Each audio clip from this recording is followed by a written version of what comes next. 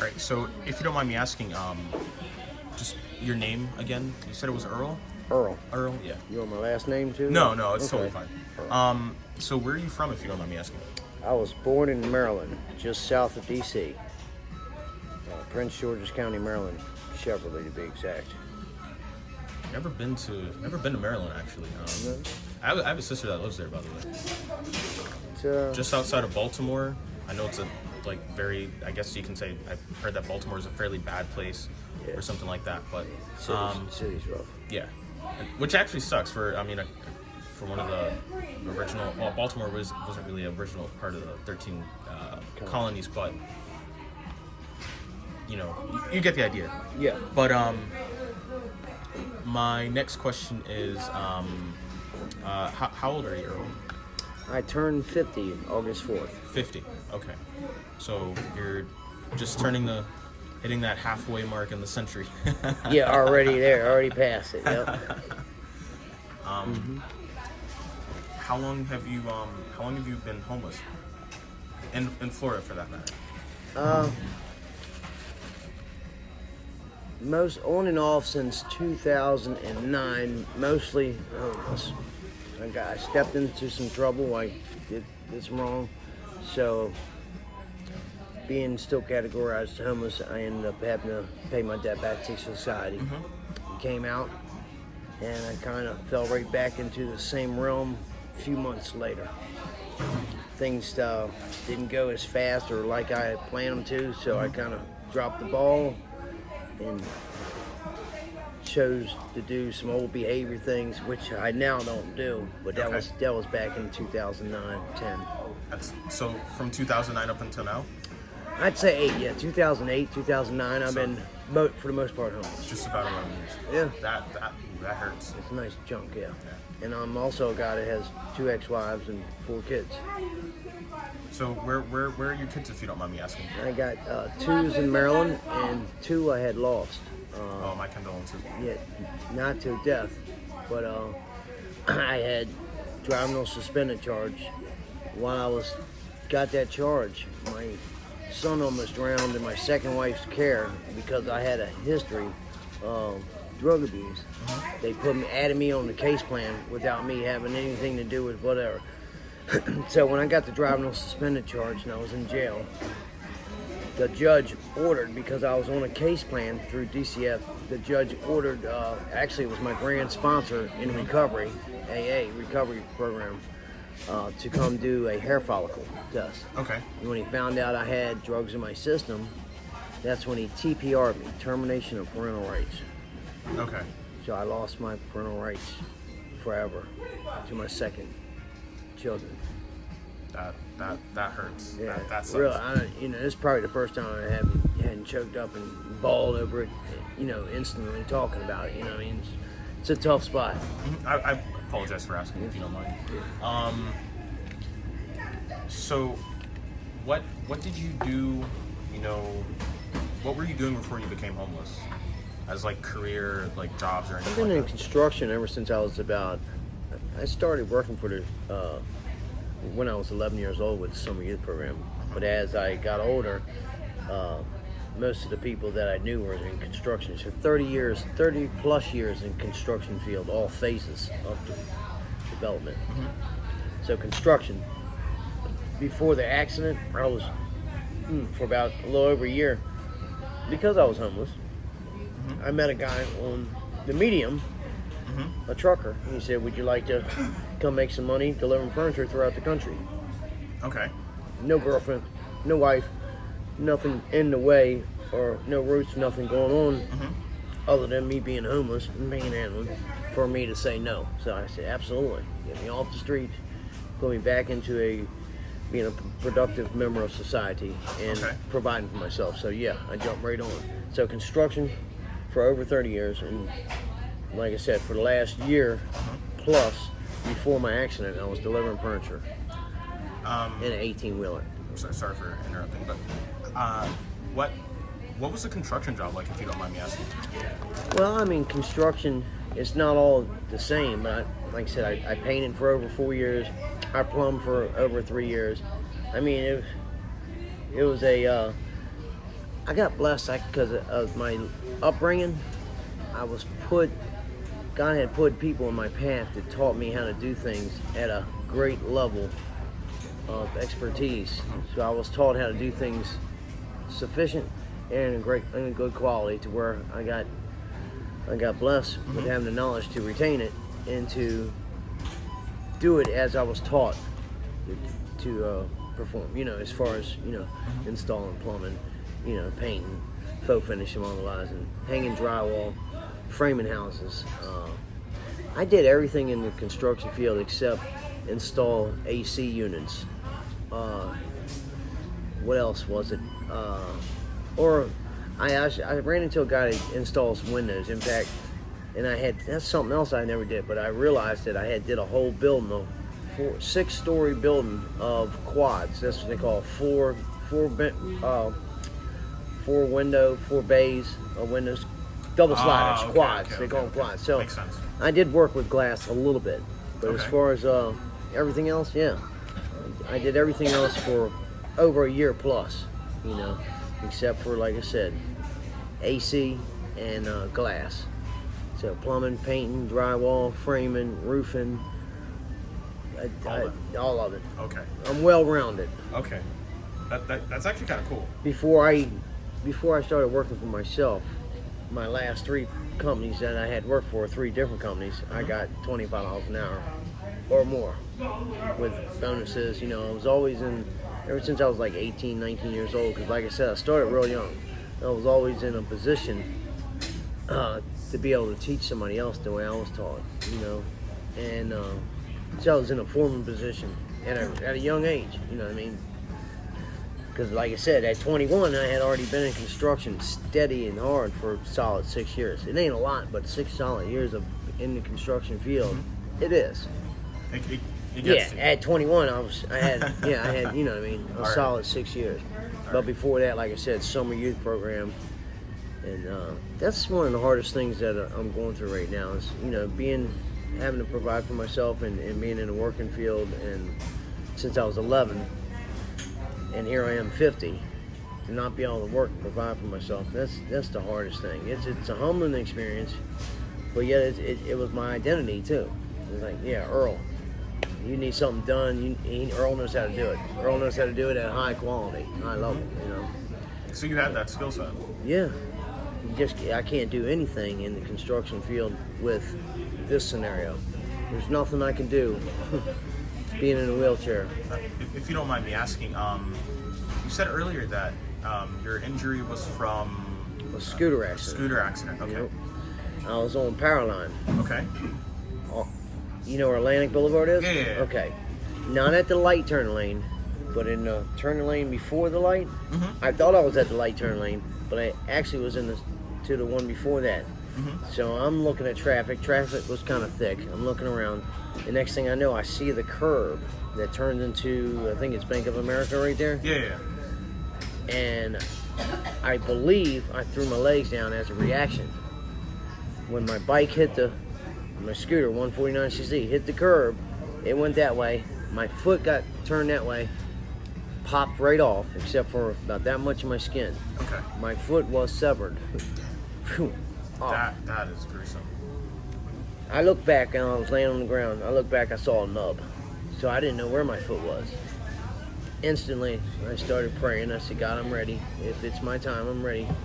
You want to come home? Mm-hmm. And I was waiting to go into shock or bleed out and pass away. Neither one of them happened. Family showed up. Thank God. Thank God. It's selfish for me to say I'm ready to go home. Not suicidal, but I believe the word. Yeah, I totally understand. So I'm ready to go to heaven. But however, God lets me know that's selfish. Dude, I have a plan and it ain't that. Evidently, I'm still here. Yeah, so did I veer off the question? No, it's totally fine. It's totally fine. It doesn't really matter where the direction of where this goes. Just as long as the conversation builds upon something, and basically the whole idea of this is to raise awareness. Like I said, for the homeless people and the homeless population, not just in the city, but like across the entire country. Me personally, how I personally feel about it is, we have so much time to sit down in our car in a drive-through, waiting for a chicken sandwich, but we can't reach out to the next man, regardless of what that person has done with their life. Or we don't choose to. I didn't mean to cut you off. Yeah, no, Available and willing. Like you said. It's the idea that, you know,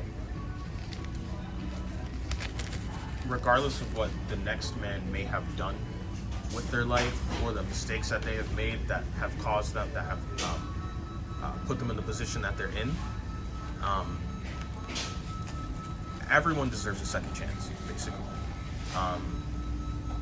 And in the state of mind that we live in, no one is. I mean, there aren't that many people like myself that are willing to give those people a second chance, and go to the lengths of actually trying to get them back on their feet, to make them productive members of society again, or at least give them the opportunity to not. I wouldn't necessarily say suffer, but continue to be in the same position that they are in now, to be in a much better place. So that's actually the reason why I'm making this video, which I will edit down for time, but or maybe not. But as far as you said you had some type of military background. You said it was in the Navy? Yeah, Navy. Okay. Yeah, I went to boot camp in Great Lakes, Michigan. They called it, jokingly, Great Mistakes. Yeah. Well, the Navy's, I mean, I have a handful of friends that are in the Navy, and they say that the Navy, it's basically like a giant, in a way, cruise ship. You know, that they basically get to travel the entire world and see a lot of things that they thought 10 years ago that they probably never see in their life. And to be honest with you, 10 years ago, I never thought I'd actually be sitting here in a McDonald's. Actually, thank you to this specific McDonald's on Powerline and Cypress for allowing me to make this video. Just want to put that out there. Right. Sitting next to someone and getting to learn their story and actually try and hopefully make a difference. But other than that, I'm sorry, that's veering off a little off topic. If you don't mind continuing, I apologize. I know one thing is I have a history of drug abuse. Okay. I made a mistake. I was what he called the HAC, the Broward Partnership. It's a homeless program that helps guys in my position get back on track and stay on track. And what happened was I got kicked out of it because I had got high. Okay. I had made a mistake and chose to get high. Whatever the reason was, whatever drove me to make that decision, don't have to get into that, but I made it. Yeah. And I got found out. So my discipline for that was kick me out. Put me back out on the street instead of deal with the problem at hand, which is, not having, unconditional love. Yeah. They're basically just throwing you back out to possibly go back to the same exact thing. Okay. And I got a gun. We're going to go ahead and put the bullets in it so you make things even worse. Because my mentality, when I messed up and relapsed, and then for you to kick me out, what do you think I'm going to do now? Going to go back to the same exact thing that you were doing before. It's not going to move me to say, all right, let me dust myself off, let me get back in recovery, let me, let me not do my best not to relapse just for today, one day at a time. But to kick you out of a place that should be helping you, or is designed to help you, for you to make a mistake, for me to make a mistake, I make a mistake every day. Every day I'm gonna make a mistake. I'm never gonna be perfect till after my last breath. Okay. But I'm just making a statement out there that I think that was the terrible thing to do to me. or to anybody else for that matter. You know what I mean? I'm not just being like, all right, the guy made a mistake. Let's kick him out, where chances are he's going to go, who knows, that next hit or that next, I didn't shoot up. And you know, see, that's the problem. Suicide, and you cross your mind, you know what I mean? Yeah. You know, Of course. Okay, you're already kicking while he's down, basically is what they did. Okay, you're not good enough because you relapsed. So let me go ahead and pack this gun so you go ahead and shoot yourself. You know what I mean? You're not worth it. Definitely. And see, I see it as that's where the problem is. They feel as if, you know, they're the solution. Well, don't get me wrong, they are the solution in many parts and in ways and shapes and forms, but they're not the permanent solution. I'm not sure. I'm just trying to point out that was a terrible thing to do.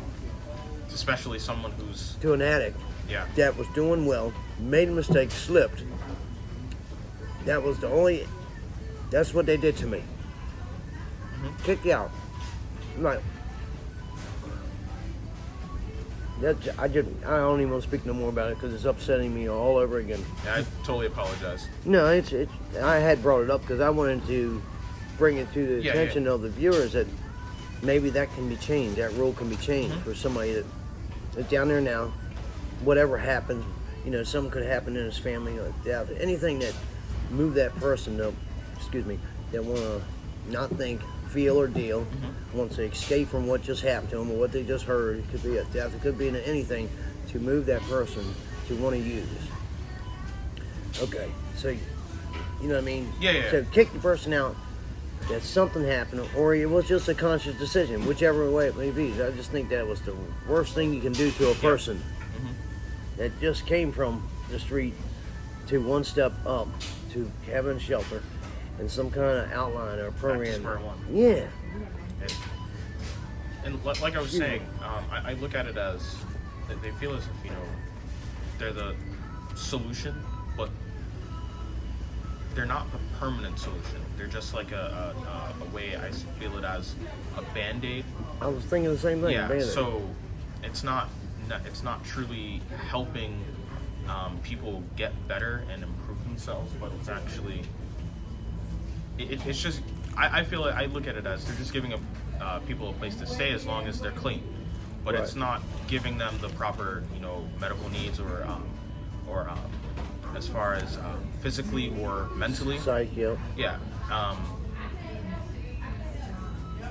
To the extent that they really should, because these are human beings. At the end of the day, you're a human being. I'm a human being.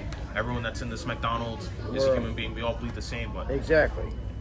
There are times where that whole mindset just gets thrown out the door, and that's particularly with people that have suffered through some type of abuse, whether it be with substance or domestic or sexual or some type of sexual abuse. Yeah, it doesn't stop the problem. It just puts a Band-Aid over it.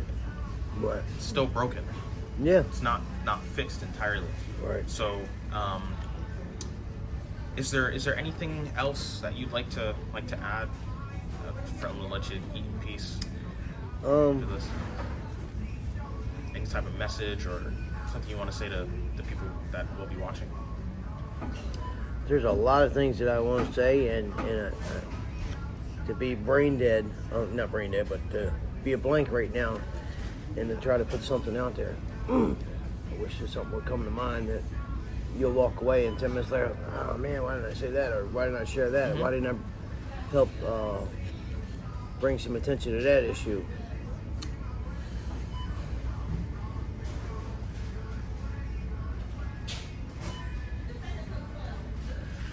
Right now, I can't think of anything off the top of my head. Fine. So it's like, you know, I would like to speak with you again. Yeah. That way, in 10 minutes from now, I could jot down something that I wanted to share with you, or like, That's no problem. You know what I mean? I could pick up the phone and call you. That's no problem. It's tough out here. It's not easy being homeless. And not everybody out here homeless is out here because they're lazy or because this or that or other thing.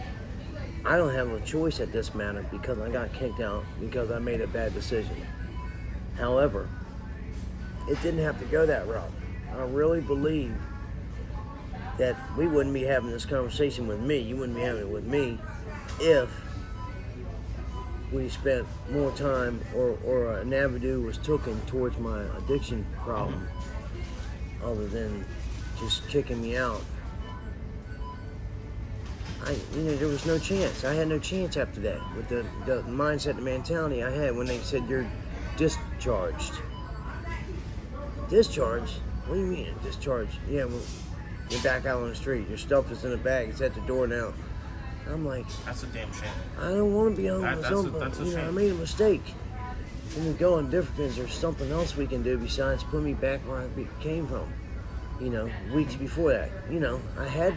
I hadn't used for over 3 weeks, which was a huge step for me. You know what I mean? I started That's using. major. Yeah. I started using it at 7 years old. You know what I mean? I was around an atmosphere of drug addiction. My mom and my father, which my father wasn't in my life, but they're active addicts. Yeah. She was active all her life, so I was exposed to everything at a very young age. Till it was learned behavior. You know what I mean? I don't know what else I could add to this except I appreciate you interviewing me. Yeah, that's no problem. Anytime. Anytime. I want to get the number, and like I said, if something else pops up in my head, which I know, as soon as you leave, I'm going to think, man, I should have shared that one. Yeah. I'm going to be able to call you and maybe give it to you, and you can, come back to see me or Yeah, just, no problem. I'll share write it. it down. Either one. What? But I appreciate you taking the time out and helping me get a meal. That's no problem. So. Again, if you don't mind. No. Again, like I said earlier, my mother basically raised me to say, always treat the next man as if they were your brother, and that has drastically affected how I view and treat other people, especially people that I don't know personally. It gives me the ability to get to know them, especially quickest way to the heart is to the stomach. So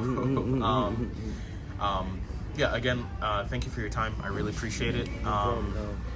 I will give you my number. I'll write it down on a piece of paper and Please. Just give me a call whenever you have anything else to say, and I have we'll get that situated. Yeah, I'll put it in my phone right now. that's no problem.